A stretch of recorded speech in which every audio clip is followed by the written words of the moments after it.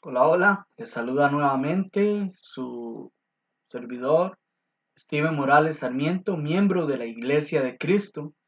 Y en estos momentos vamos a continuar con lo que es esta serie de lecciones con base a este tema, cómo llegar a ser un buen intérprete de la Biblia. En estos momentos ya estamos llegando a lo que es la lección número 11 y aquí en esta lección nos vamos a estar enfocando en varios temas que tienen que ver cómo un buen intérprete o qué es lo que un buen intérprete debe hacer o considerar. Aquí vamos a ver que un buen intérprete debe considerar la literatura neotestamentaria. Vamos a estar hablando de los 4 relatos de la vida de Jesús y lo que es las cartas que encontramos en el Nuevo Testamento. Si en estos momentos empezamos a hablar de lo que es considerar la literatura neotestamentaria, hay que aprender algunas características que son muy importantes. Por ejemplo, cuando vamos a lo que es los primeros 4 libros que encontramos, si bien es cierto, cuando hablamos de estos libros, muchas veces existe una duda por el hecho de que se nombran en el Nuevo Testamento. ¿Y por qué menciono esto? Es una duda válida o una pregunta válida por el hecho de que el mismo Jesús nace de acuerdo a la ley, sabiendo qué es lo que nos menciona, por ejemplo, Gálatas 4:4, Jesús nació bajo la ley, nacido de mujer, nacido bajo la ley, y nosotros lo vemos en ese contexto, ¿sí? Y es lo que nosotros vemos que nos hablan estos primeros 4 relatos que encontramos aquí proyectados en la pantalla. Es cierto eso, esta duda es buena, pero estos 4 relatos están agrupados en este lugar por el hecho de que estos eventos se dieron 400 años después del silencio en que no había profecía y se inicia esa transición de lo que sería el Antiguo Testamento y el Nuevo Testamento, donde se rompe ese silencio. Si vemos o estos relatos que nos hablan acerca de cómo se rompe ese silencio de la profecía, como Zacarías, lo encontramos en escena, Juan el Bautista, encontramos el nacimiento de Jesús y todos estos eventos, su desarrollo, crecimiento, y cómo inicia su ministerio, cómo se desarrollan esos años, cómo escoge a aquellos hombres que iban a llevar el evangelio a todo el mundo y también cómo se da su muerte, su sepultura y su resurrección, como también comisionó a sus discípulos. Pero es necesario que nosotros sepamos datos importantes cuando hablamos de estos 4 libros. Mateo, Marcos, Lucas y Juan no son 4 evangelios. Existe solamente un evangelio. Son 4 relatos acerca del evangelio o acerca de la vida de Jesús, de su muerte, de su sepultura y resurrección.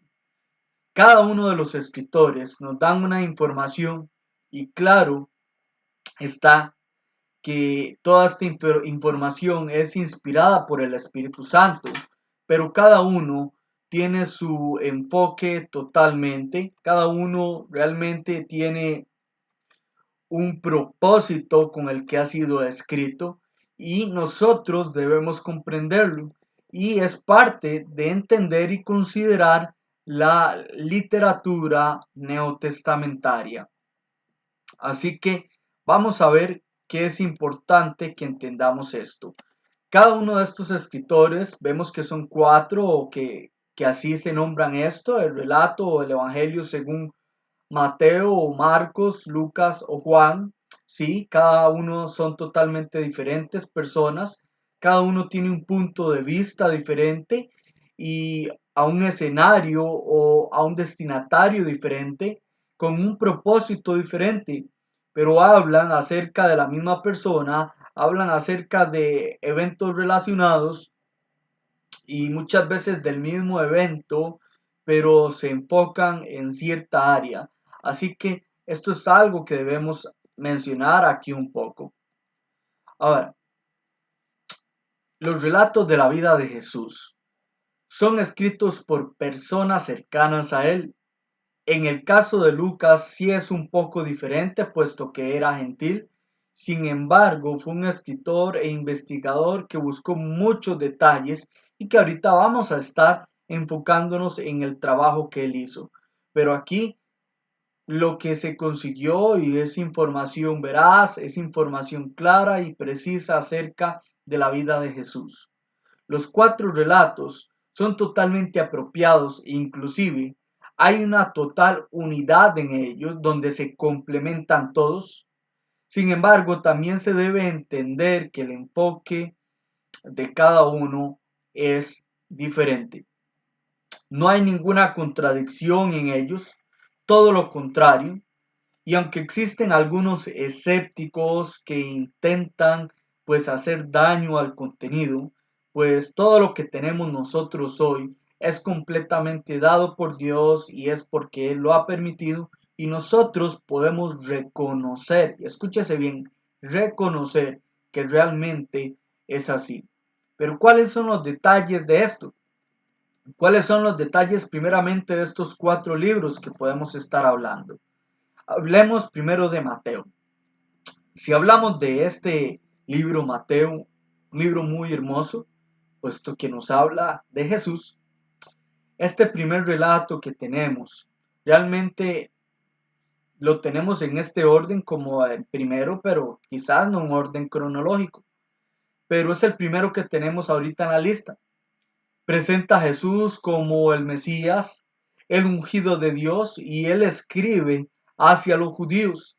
Tanto así que este relato se encarga de mostrar más o un aproximado de 60 citas del Antiguo Testamento y el cumplimiento de todas las profecías que nombra aquí. Y este dato es totalmente importante porque esto hacía un eco fuerte a lo que es los judíos. Y es interesante que mencionemos esto. Si nosotros vemos su lenguaje, vamos a poder diferenciar un poco que es así, desde principio a fin.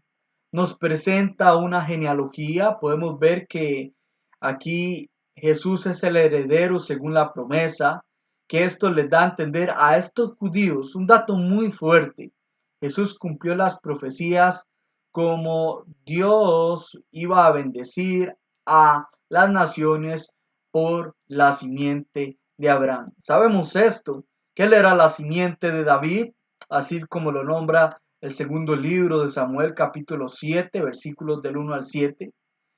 Mateo se encarga de dar grandes detalles, y con esta genealogía, pues nos presenta el dato legal, así que Jesús legalmente, pues le tocaba el trono. Aunque ellos podemos ver que esperaban un rey distinto, alguien fuerte, pensaban en alguien totalmente diferente que llegara y con mucha fuerza y energía les dirigiera y los sacara de aquel pues yugo o una condición un poco adversa que se encontraban con lo que era el Imperio Romano. Sin embargo, realmente no fue así. No era lo que ellos esperaban porque no era este fin con el que iba a llegar Jesús. Así que esto es importante. Ahora, el escenario que nos presenta aquí Jesús o aquí cómo se nos presenta Jesús según Mateo es que en diferentes ocasiones presenta aquí quién es él y lo presenta como el rey, lo presenta acerca como un rey y un reino, y nosotros podemos ver esta palabra reino muchas veces repetidas, como reino 55 veces, como reino de los cielos 32 veces, y pues se encarga así. De hecho, Mateo nos habla muchos detalles acerca de lo que es el reino. Nos habla muchas parábolas que ahorita vamos a hablar un poquito acerca de ello, pero es parte de lo que nos habla. Jesús hace muchas parábolas para indicar cómo sería el reino de los cielos, a qué se asemeja, para darles unas descripciones a sus discípulos. Y pues esto es muy mencionado acá. Así que debemos entender esto. ¿Cuál es el enfoque? Presenta a Jesús como el rey, como el Mesías prometido, el ungido de Dios, y pues que va a establecer un reino. ¿Y a qué es semejante ese reino? Y lo vemos así. Ahora, hay otros detalles que debemos considerar acerca de lo que nos comparte este relato. La referencia más temprana a Mateo como escritor es hecha por Papías, que escribe alrededor del 140 después de Cristo, donde él da algunas declaraciones que son preservadas a la historia de la iglesia, y uno de los detalles que se dan en todo esto es que la fecha en que este escrito se dio fue entre un aproximado entre el año 42 y el 68 después de Cristo. Así que estos libros, y si hablamos de este relato, fue escrito tiempo después de lo que sucedió después del ministerio de Jesús, después de su muerte, después de su resurrección. Así que esto es importante y podemos pensar un poco en la historia y en lo que estaba pasando aproximadamente en esas fechas, donde esto era algo un poco fuerte hacia los cristianos, datos de su caminar difícil, cómo a los judíos les costaba creer en Jesús y que era el Mesías y el ungido de Dios. Así que todo esto era necesario para que ellos pudieran comprender esta información acerca de Jesús. Si hablamos también de este libro, podemos mencionar que registra una palabra sumamente importante, y es algo que se hace una gran reseña o hincapié en las enseñanzas que se hablan acerca de este libro. Aquí nosotros vemos que aparece por primera vez la palabra iglesia, y sabemos que Jesús es quien edifica su iglesia allá en Mateo, y lo vemos en Mateo 16, 18 en este contexto, y describe en todo lo que es este relato como el reino de los cielos. Sin duda alguna, la iglesia es el reino, y también podemos ver las palabras que culmina, una de las palabras con las que llega a culminar un poco este libro, en su resurrección, cuando comisiona a sus discípulos, donde les dice: toda autoridad me ha sido dada en el cielo y en la tierra. Jesús muestra con toda claridad que Él es el Rey, y es importante la autoridad que Él está hablando aquí, que es tanto en el cielo y en la tierra, y debe ser comprendido por todos nosotros. Aparte de este dato, podemos hablar un poco características de lo que es el libro de Marcos. Es un libro maravilloso también, 16 capítulos que nos dan a nosotros detalles fundamentales e interesantes, donde de hecho la manera en que está escrita he podido notar cómo muchos hermanos fácilmente sacan sermones de ahí, y realmente está muy esquematizado, muy hermoso la forma en que este libro fue escrito. Ahora, este libro, Marcos, se conoce como el documento Q, o como la fuente, y es ese primer documento realmente, y pues aquí se puede ver también reflejado que otros pudieron apoyarse en este libro. Ahora, Marcos, este que se nombra aquí, no era apóstol, así que no podemos mencionar que haya sido un testigo ocular de este acontecimiento. Sin embargo, se dan detalles acerca de por qué es que él escribe esto. Eusebio, escritor del siglo IV, dice que Papías, quien escribe allá por el 140 después de Cristo que mencionamos ahorita, él afirma que Marcos fue el amanuense, o menciona esta palabra, el intérprete de Pedro, lo cual sugiere que este evangelio, o mejor dicho, el relato de Jesús, pues él lo que hace es hacer el informe de Pedro acerca de las palabras y obras de Jesús.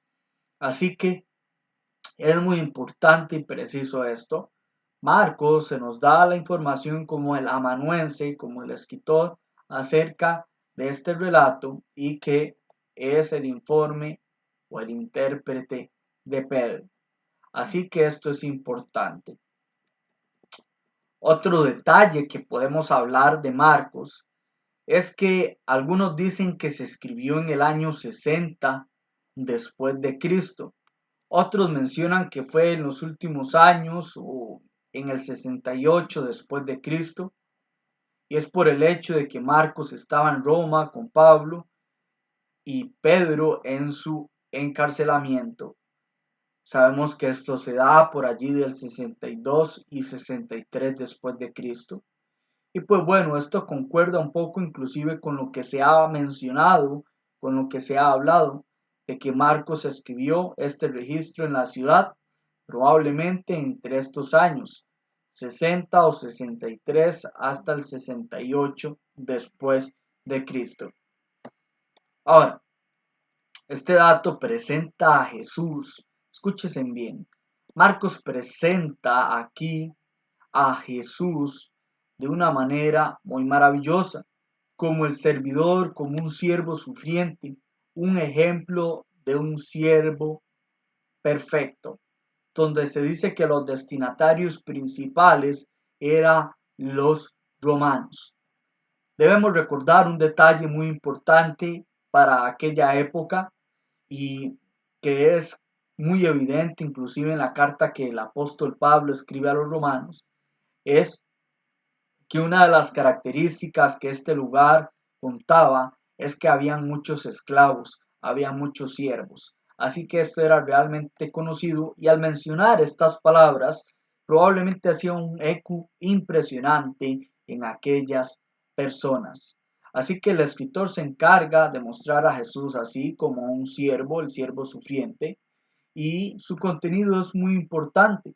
Ahora, aunque estos contenidos que encontramos en Marcos en algunas áreas difieren de los otros, no por una contradicción, sino por el propósito con el que se escribe.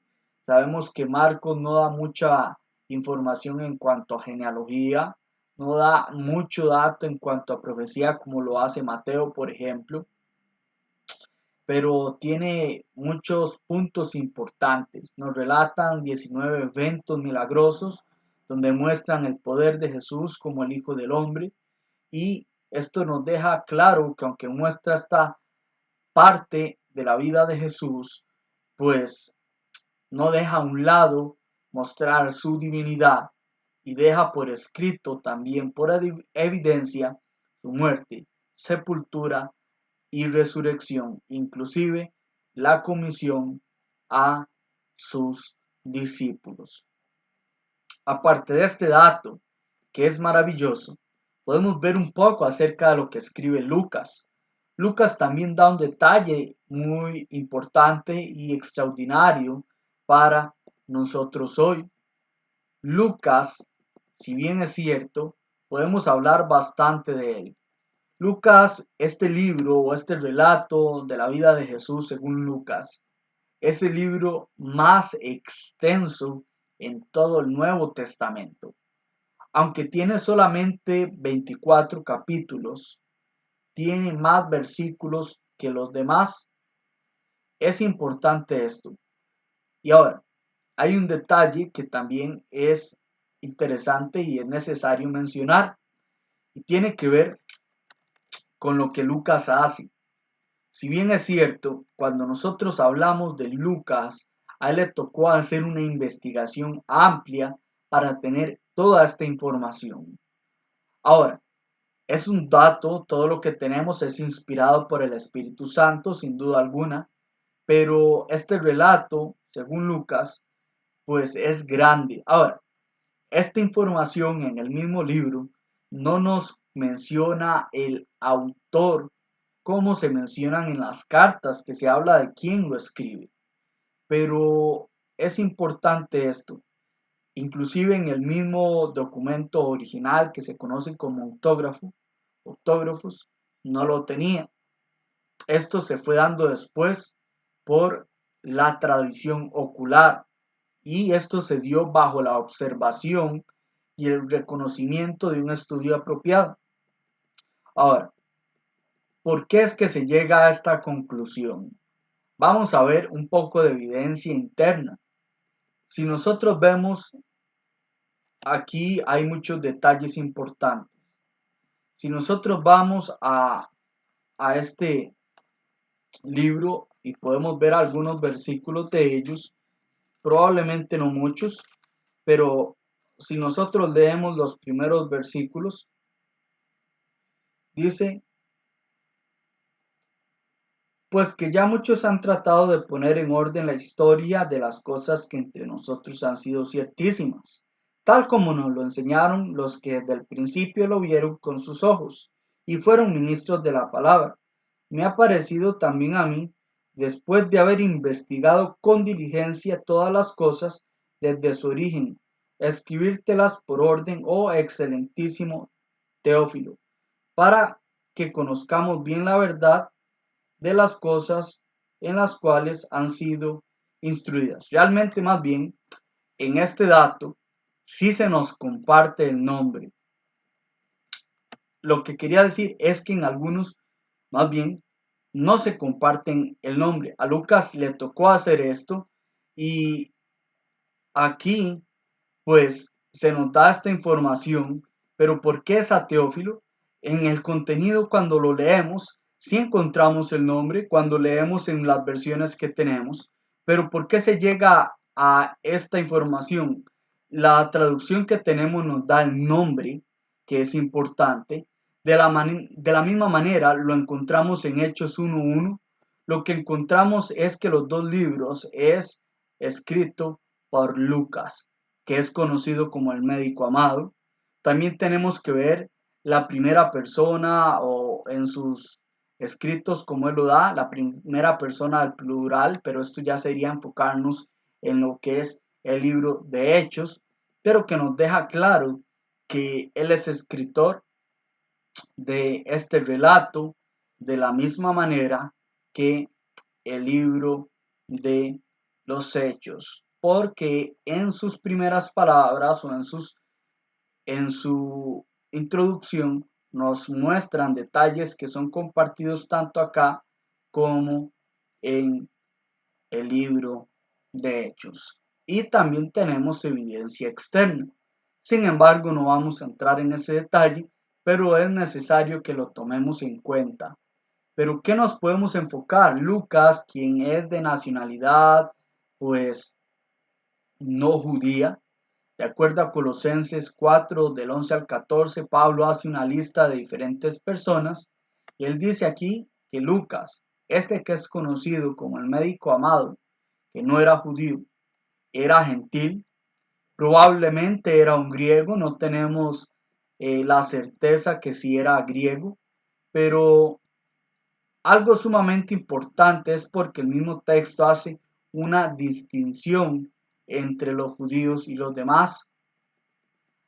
Y el mismo libro de Hechos, en Lucas 19, habla de que la propia lengua de ellos, o sea, en su propia lengua no, sino en la de ellos, en vez de incluirse como él lo hace en todo el libro de Hechos, por ejemplo, que él habla incluyéndose, en este caso no lo hace. Así que vemos que él pues hace un aparte en cuanto a estas personas, o sea, se nombra aparte de ellos y esto nos da a entender un dato importante que él es pues uno de los escritores que escribe grandemente en grandes rasgos y es un gentil, un hombre que fue inspirado por el Espíritu Santo y que ha sido escritor y que ha sido considerado pues alguien que ha aportado un buen material y esto es un detalle muy importante. Aparte de esto, Lucas, para las fechas en que estos se dan por las situaciones, pues se concluye que esta información que él comparte, y es por situaciones que se dan ahí, y es pues uno de los datos que es antes incluso de lo que es la destrucción del templo en el año 70. Así que es importante esto. Por las circunstancias y las situaciones que vemos en escena y todo, podemos mencionar con claridad que Lucas menciona como un evento o todo esto lo menciona, pero cuando habla inclusive eventos que suceden un poquito a futuro, nos da a entender que se escribió, que este dato se escribió antes del año 70, antes de la destrucción del templo. Por otro lado, también nosotros podemos tomar otra información. El libro de Lucas relata la vida de Jesús. Fue escrito antes del libro de los Hechos. ¿Por qué razón? Porque el mismo libro de Hechos, en el capítulo 1, versículo 1, menciona en el primer tratado: oh querido Teófilo, dice esto. Y aquí es donde nos da a entender de quién se habla. Ahora, Hechos fue escrito en el 61 después de Cristo aproximadamente. Por consiguiente, la fecha de Lucas debe preceder. Entonces esto quiere decir que Lucas debió haber escrito pues entre el año 58 y 60 aproximadamente, 58 al 62 aproximadamente, toda esta información. Así que este dato es importante. Lucas nos da información también que habían tratado muchas personas de poner en orden la historia, y podemos ver que realmente es así, y muchos comparten información de él. Datos inspirados: Mateo, Marcos y Juan. ¿Qué tenemos acerca de la vida de Jesús? Pero vemos este dato importante. Ya habían personas que habían escrito. Mateo pudo haber sido, ya hemos mencionado un poco fecha, no sabemos, 42 al 55. Marcos del 55 al 60, pongámosle una fecha aproximada. Y Lucas escribe entre los dos encarcelamientos del apóstol Pablo. Así que es interesante esto. Ahora, cuando hablamos del destinatario, este tratado se dirige en primera base a Teófilo, como lo vemos en nuestras traducciones, en Lucas 1:3, que es a Teófilo, pero no es exclusivamente a él, pues esto se refiere a una dedicatoria. Aquí no es como en las epístolas, sino que Lucas se refiere a él como el protonlogón, que literalmente es el primer discurso, es una exposición, es un libro, es una exposición sobre la vida, muerte, sepultura y resurrección de Jesús. Y Teófilo es un cristiano, y Lucas lo que está haciendo es ayudarle a su crecimiento en la fe. Así que esto hace, Lucas realmente hace un trabajo grandioso, cómo recopila información, la historia, todo dato, lugar, y hace un excelente trabajo. Pero ¿cuál es el propósito y por qué hay una diferencia entre los demás? Bueno, encontramos dos propósitos que deben considerarse, que son los siguientes. Lo encontramos al inicio de su exposición. Dice escribir todas las cosas en orden desde su origen, véalo en el versículo 3. Y también dar a conocer la verdad de las cosas, veamos el versículo 4. Así que este es el propósito. Y presentar a Jesús como el Hijo del Hombre y Salvador de los hombres al mundo griego. Veas en Lucas 19:10. Y el segundo punto muestra la diferencia entre los demás que acabamos de mencionar, puesto que los enfoques que Lucas se encarga de dar aquí es un poquito diferente. Ya sabemos que Mateo presenta a Jesús como el Mesías, Marcos como el servidor a los romanos y Juan como el Hijo de Dios, que ya vamos a hablar de él, pero Lucas como el hombre ideal al mundo griego. Así que es importante esto, siendo aquí el tema que no lo podemos dejar por fuera, que es como el Hijo del Hombre, el Salvador y también de los gentiles. Así que este detalle es importante. Ahora, estos tres relatos que he hablado hasta este momento, Mateo, Marcos y Lucas, estos primeros relatos se conocen como sinópticos y esto es por su similitud. Tienen una similitud y están muy relacionados donde de hecho muchas personas a la hora de estudiarlo lo que hacen es hacerlo en paralelo o muchas veces estudian uno y van a los otros textos para ver si hablan palabras o descripciones a este evento y claro que muchas veces lo hacen y así pues lo que hacen es unir las piezas para ver cómo se complementa y se comprende mejor la historia. Que esto es algo importante y es algo maravilloso cuando se estudia. Otro dato que es interesante y que hay que mencionar es en cuanto al relato según Juan. Juan, sabemos un poco de él, no, más bien sabemos bastante, tenemos mucha información puesto que este hombre escribió bastante también.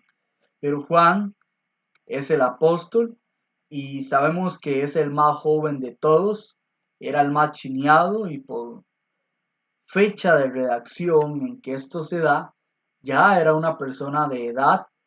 Varios escritores han sugerido la fecha del año 70 hasta el 90 después de Cristo, entre esas fechas aproximadamente. Y pues bueno, él da una información muy importante, dado a que habían otros problemas que se avecinaban.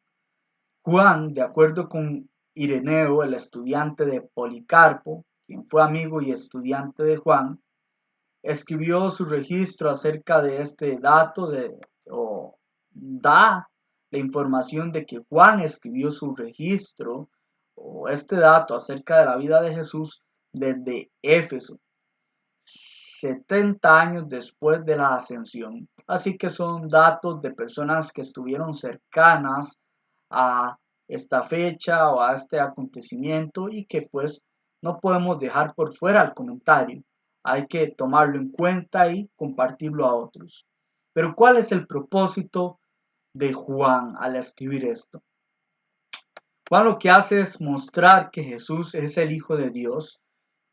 Juan muestra su divinidad, que Él es Dios y que por medio de Él tenemos vida eterna. Este relato presenta 7 eventos milagrosos, probando su divinidad y varias ocasiones como el yo soy, y lo da a un escenario en general, siendo esto necesario, puesto que muchas personas o en aquellos lugares había mucho escepticismo y pues habían grandes problemas en cuanto a esto y realmente con estos o este dato que da Juan y recopila, pues relata la vida de Jesús y relata desde el punto de vista de mostrar su divinidad, muestra los milagros que realizó él, no todos, pero muestra que estos son suficientes para creer que él es el Hijo de Dios, Juan 20, 30, 31, y lo deja con mucha claridad. Juan inicia presentando a Jesús como el verbo, en el principio era el verbo era con Dios y el verbo era Dios, siendo esto de manera correcta, pues traducida, no como lo hacen los testigos de Jehová, que lo traducen de manera incorrecta, desacreditando la divinidad de Jesús. Juan inicia presentando su eternidad, su personalidad y su divinidad, describe su encarnación y que muchos pues le negaron, pero realmente quiere dejar claro cómo fue la vida de Jesús, mostrar claro su divinidad para que las personas que se acerquen a Él lo puedan hacer con total seguridad. Así que es importante esto. Dios en su infinita sabiduría quiso dejar en récord la vida de Jesús desde 4 ángulos, donde podemos tener la evidencia necesaria para llegar a la misma conclusión de la vida, la muerte y sepultura y resurrección de Jesús. Este dato es importante. Ahora, de manera rápida, podemos hablar un poco de lo que son las parábolas. Nosotros podemos enfocarnos en que en estos relatos aparecen lo que son las parábolas. Y es una manera en la que Jesús enseñaba. Pero hay 2 puntos nada más que hay que considerar y con esto nos va a llevar a entender fácilmente el significado de una parábola y el propósito. Jesús habló mucho en parábolas y encontramos suficientes en estos datos. Más de 40 parábolas probablemente, donde sabemos que es una figura literaria de comparación ampliada y es poner al lado de, donde se conoce lo que se pone al lado de para dar una enseñanza espiritual, para revelar la verdad, para inculcar la verdad y para encubrir la verdad a aquellos que no la apreciaban. Podemos ver el dato con toda claridad allá en Mateo capítulo 13, versículos 13 al 14. Este dato es interesante y pues bueno, también para que se reconociera la verdad. Podemos ver que en Mateo 21:43 habla acerca de esto y ellos la entendieron y no pudieron refutarla cuando esto se dio a su debido tiempo. Y esto se encarga de hablar mucho las parábolas acerca del reino. Así que es importante esto, que lo tomemos en cuenta. Ahora, otro detalle que podemos encontrar en la literatura del Nuevo Testamento es lo que nosotros mencionamos como las cartas. Un buen intérprete debe considerar la literatura de las cartas, epígrafes. Aquí nosotros vamos a encontrar una descripción un poco general que quiero mencionar para poder abarcar con más rapidez esto, puesto que hay mucho que quisiera mencionar de las cartas. Si nosotros hablamos un poco de ello, pues bueno, las cartas, Pablo escribe 13 cartas y es un gran hombre y que Dios utilizó como buen instrumento. Hechos 9, del 10 al 15, podemos ver esto. Muchas cartas, como cuando leemos las de él, felicitan y corrigen, pero para entenderlas hay que leer toda la epístola completa para comprender su contexto. Y también hay que considerar que todo texto pues tiene un significado original, así que realmente hay que enfocarnos en ese momento. Siempre hay cartas también que nos dan información para nosotros hoy y nos ayudan. Las cartas tienen información espiritual que nosotros podemos tomar en cuenta, pero siempre hay algo de la cultura que es solo para ellos y que debemos tener el cuidado y respetar esto. Otro dato que podemos hablar de estas cartas o epístolas, nosotros debemos saber que las cartas, muchas de ellas fueron dirigidas a una persona o a un grupo en particular o a una iglesia o a iglesias o a hermanos de todo lugar. Si nosotros vemos, Pablo escribe a Timoteo, Tito y Filemón. Juan escribe una carta dirigida a una anciana y a Gallo. Pedro escribe 2 cartas a expatriados en diferentes lugares, en el Ponto, Galacia, Asia, Bitinia y Capadocia. Santiago escribe a personas que también pues habían sido esparcidos. Judas también hace un dato universal de personas a advirtiéndoles que vamos a hablar ahorita un poco de detalles de cada una, pero también hay cartas que son escritas a iglesias locales, como lo que es Corinto, Tesalónica, Éfeso, Filipos y Colosenses. Pero también hay cartas que fueron escritas a un lugar, a una región donde habían varias iglesias, como lo que es Gálatas, la carta a Gálatas, a las iglesias de Galacia, o Romanos, que podemos ver en su final, como podemos notar que hay varios lugares allí que se reunían, probablemente, inclusive hasta en casas. Así que esto es necesario. Es necesario ver esto.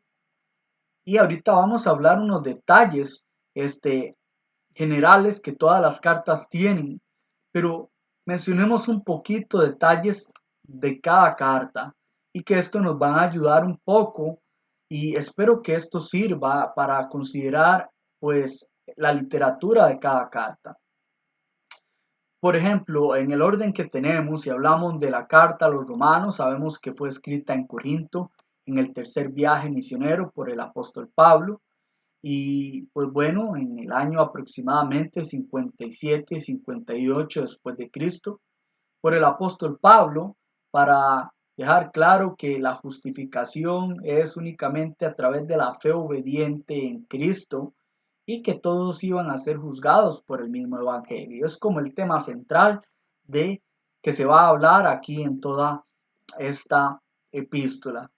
En la primera carta a los Corintios, nosotros podemos encontrar detalles donde se escribió en Éfeso, también en el tercer viaje misionero, aproximadamente en el 55 al 57 después de Cristo, y pues escribe y podemos ver detalles en cuanto a grandes divisiones. Probablemente este sea el tema en que no hayan divisiones, donde lo vemos en el capítulo 1, versículo 10.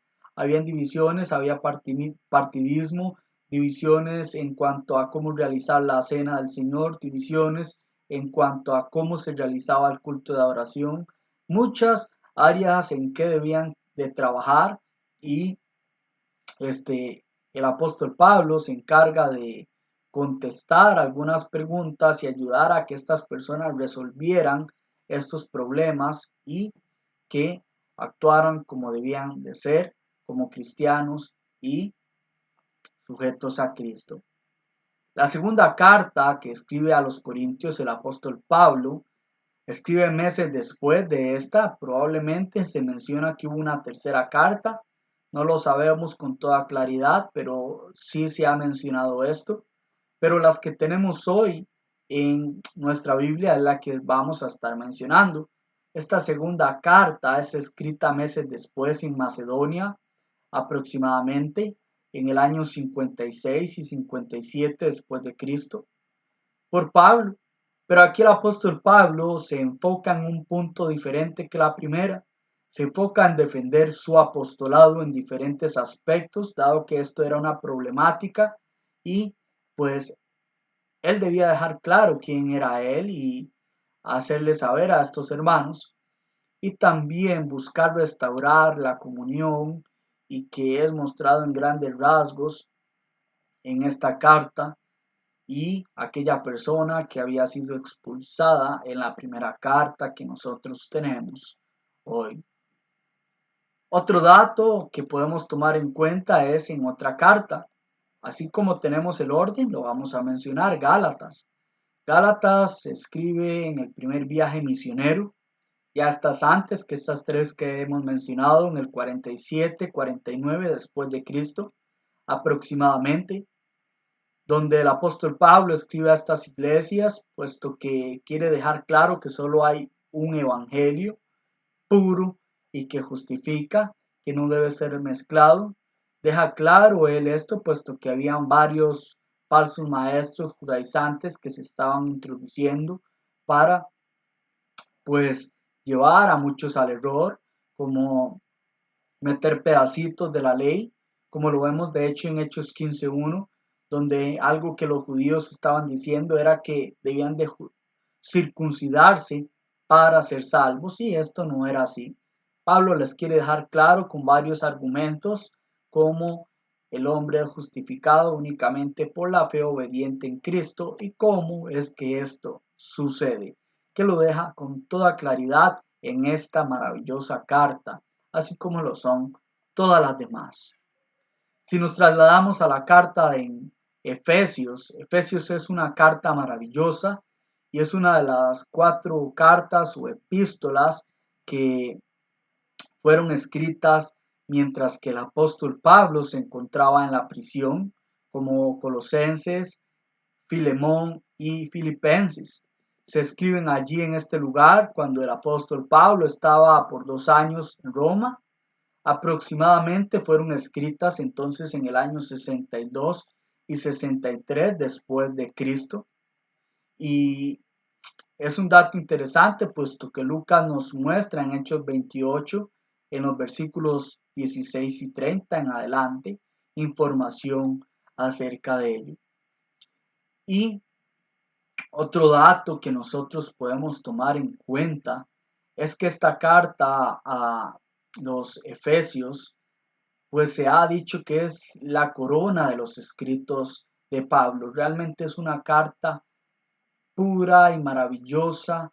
Realmente es una carta que hay que aprender mucho el contexto histórico, gramatical, cultural que había en aquel lugar, como todas las demás, pero realmente tiene puntos muy fuertes y uno de los más importantes es que se enfoca en la relación entre Cristo y su iglesia.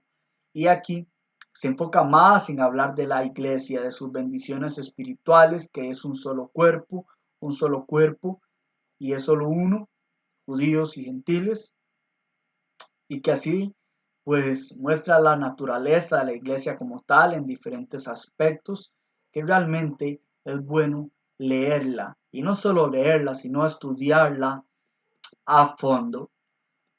Otra carta que podemos hablar, que es la carta a los Filipenses.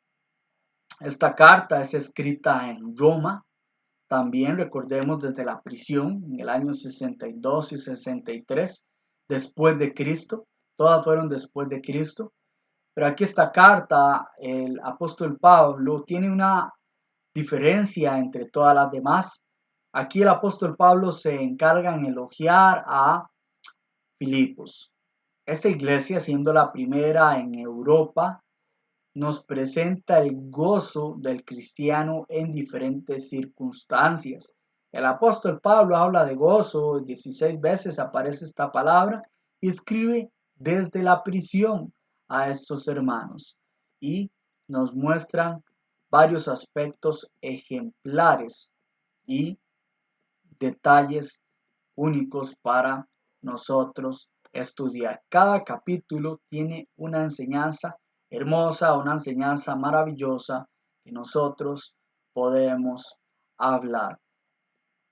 Aparte de esta carta, podemos hablar un poco de la carta a Colosenses. También fue escrita en el 62 y 63 en la prisión, ¿verdad? Después de Cristo aproximadamente.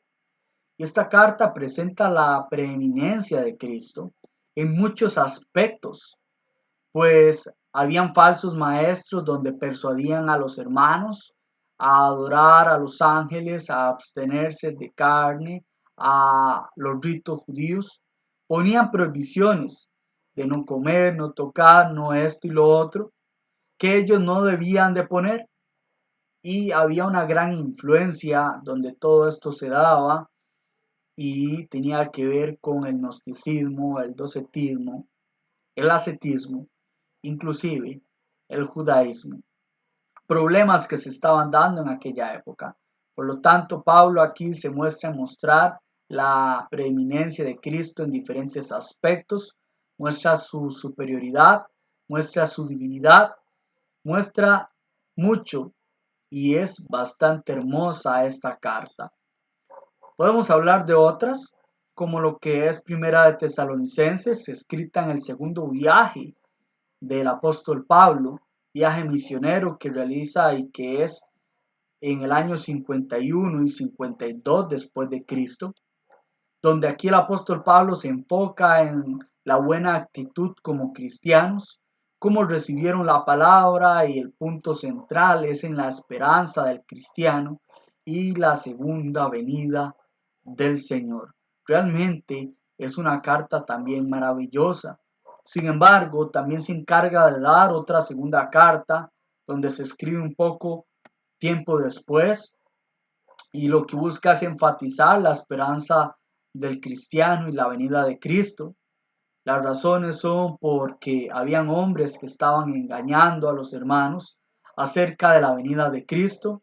Hacían mención de que esa venida iba a ser inminente y que estaba cerca, y pues muchos estaban tomando esto de manera inapropiada y estaban cayendo inclusive en lo que es no trabajar, no hacer nada, no trabajar, esforzarse para seguir, puesto que pensaban que estaba a la vuelta de la esquina. Entonces, Pablo aquí se encarga de esto, y podemos entrar ahora a otras cartas. Si vamos a las cartas de Timoteo, estas cartas son muy hermosas. El apóstol Pablo escribe en su vejez, en el año 64 después de Cristo aproximadamente, y escribe para que él sepa cómo conducirse en la casa de Dios, en la iglesia, columna y baluarte de la verdad, y se le encarga que hable a muchos que no enseñen lo que no deben enseñar. Muestra características importantes de la iglesia, a que advierta sobre falsos maestros, muchos detalles que son importantes que un evangelista debe tener, inclusive todo hermano, miembro de la iglesia del Señor. Escribe una segunda carta donde aquí pues ya él escribe, y este tiempo es algo similar, 64 al 67, pero en estos últimos años, y escribe unos grandes consejos e instrucciones para este evangelista, para Timoteo. Y es algo importante cuando menciono estas palabras, aunque podemos sacar muchos principios para todos nosotros. Estas cartas no son pastorales, no son dirigidas a un pastor, no son dirigidas a pastores, son dirigidas a Timoteo. A Timoteo se le dice que haga la obra de un evangelista. Los enfoques de esta carta es en la predicación, que prediques, que procure con diligencia hacerlo, que lo haga con precisión, que lo haga. Se le enfatiza, y una vez, los últimos años del apóstol Pablo, y quiere dejarle estas grandes instrucciones a Timoteo, y que todo hermano que desea desempeñarse en esta pues área debe tener. Esto no quiere decir, y no se deja a un lado, que inclusive lo habla en la primera carta mucho, pues características o requisitos y cualidades que debe tener una persona que desea así ser parte del ancianado.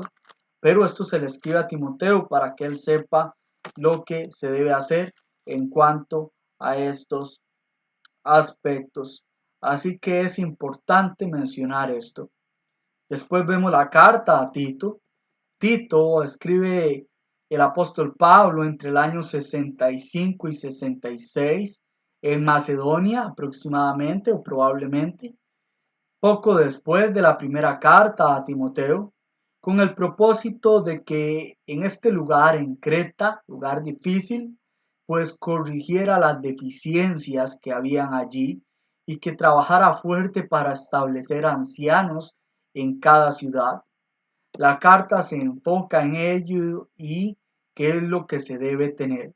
Estar de acuerdo con la sana doctrina y predicar la verdad, y reprender fuertemente a los falsos maestros. Tapar la boca o callar a aquellas personas que estaban hablando lo que no tenían que hablar. Así que era parte de lo que debía de hacer también este hombre y todo aquel que desea desempeñarse en esta área. Así que esto es algo importante que debemos saber en cada una de las cartas. Filemón. Si hablamos de la carta a Filemón, ya sabemos que fue escrita también desde la prisión en el año 62, 63 después de Cristo aproximadamente. nos muestra cómo el Evangelio tiene la capacidad para transformar a una persona. En este caso, un esclavo que es Onésimo, donde aquí en grandes rasgos, en esta corta epístola, Pablo se encarga y le ruega a Filemón en que le reciba a este hombre.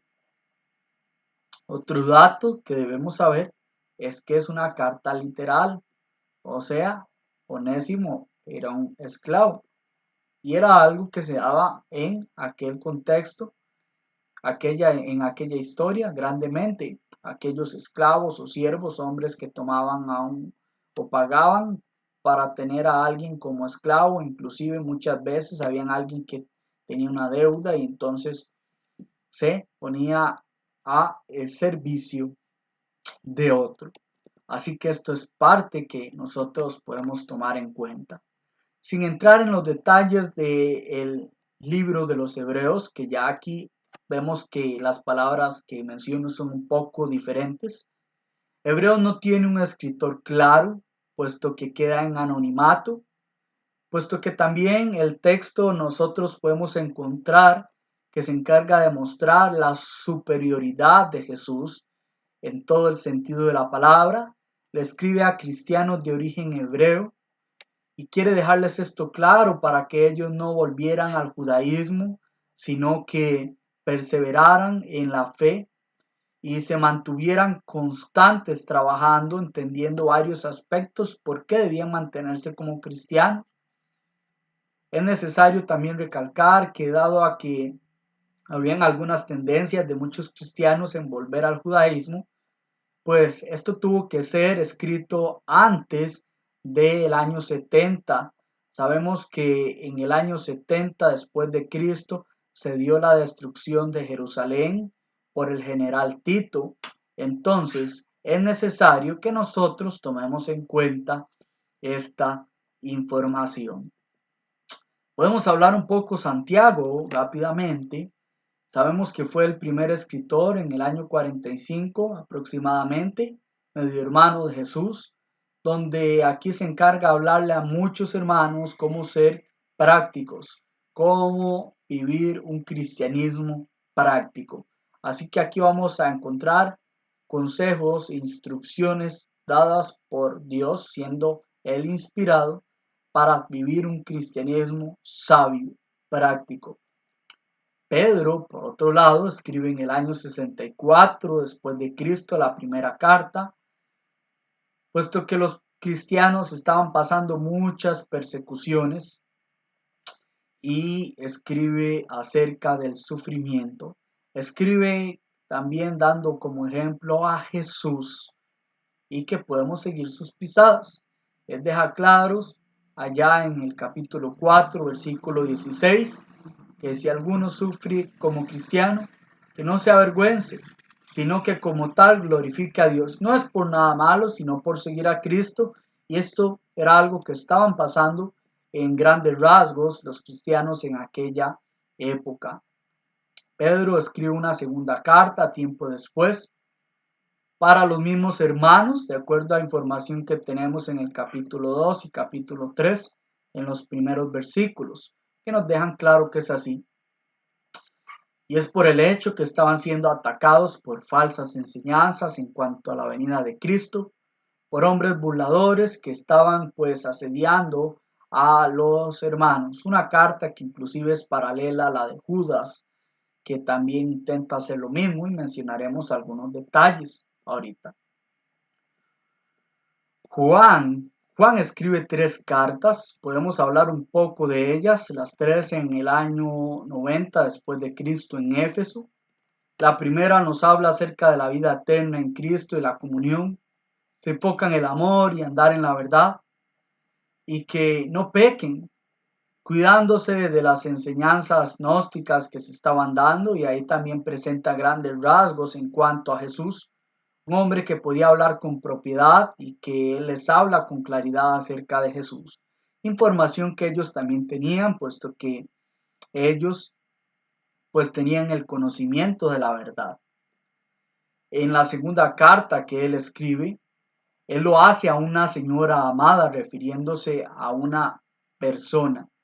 Y esa es mi convicción en cuanto a esta carta.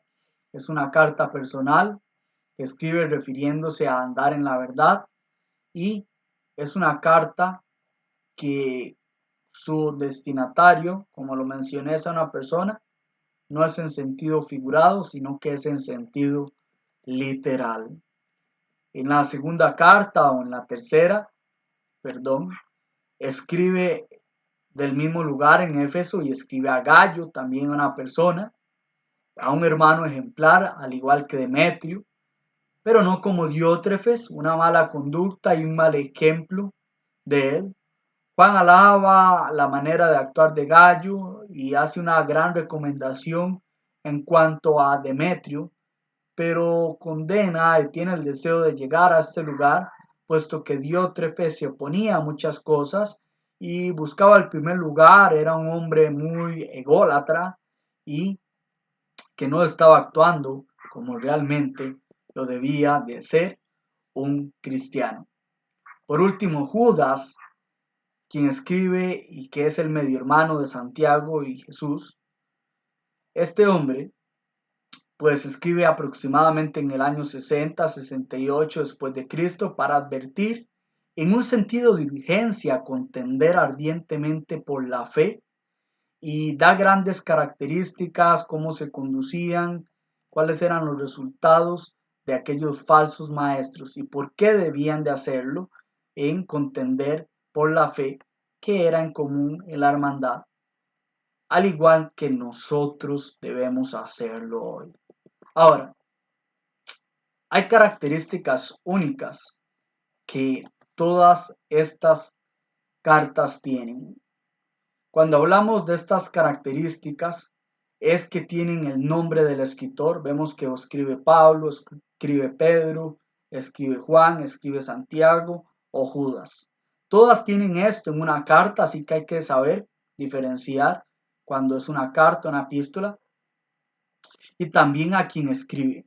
Todos vamos a ver que escribe a Corinto, escribe a Galacia, escribe a los hermanos que están pues esparcidos, por decirlo así, o hermanos en la dispersión, hermanos que están en el Ponto, Galacia, Asia, Bitinia y Capadocia. Escriben a Gallo, escriben a la anciana amada, a la anciana escogida, escriben a cierto grupo siempre en específico.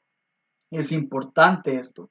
Podemos ver también grandes rasgos como lo que es Pablo, un encabezado o un saludo inicial, unas palabras de introducción de a lo que va a llegar a desarrollar, y pues lo va a enfocar en diferentes puntos y lo hace así. Un cuerpo de la carta y una conclusión, y siempre hay unas palabras de despedida, un buen deseo, unas palabras muy hermosas y amenas que se demuestran aquí. El apóstol Pablo lo hizo mucho, lo hace Pedro, lo hace Juan, cada uno de ellos, Judas y Santiago, que vemos las cartas. Así que esta es una de las características, esperando en Dios que, aunque son datos generales que estoy dando, puedan servir de apoyo para la hora en que nosotros nos centremos a ir a cada una carta y queramos ser buen intérprete, sepamos que hay un escritor, pero también hay un destinatario, hay características. Ya hemos hablado mucho de esto, pero aquí lo que tenemos que considerar es el tipo de literatura y un poco en general lo que se escribe a estos diferentes grupos. Con esto, mis amados hermanos, terminamos lo que es la lección número 11. Que Dios les bendiga.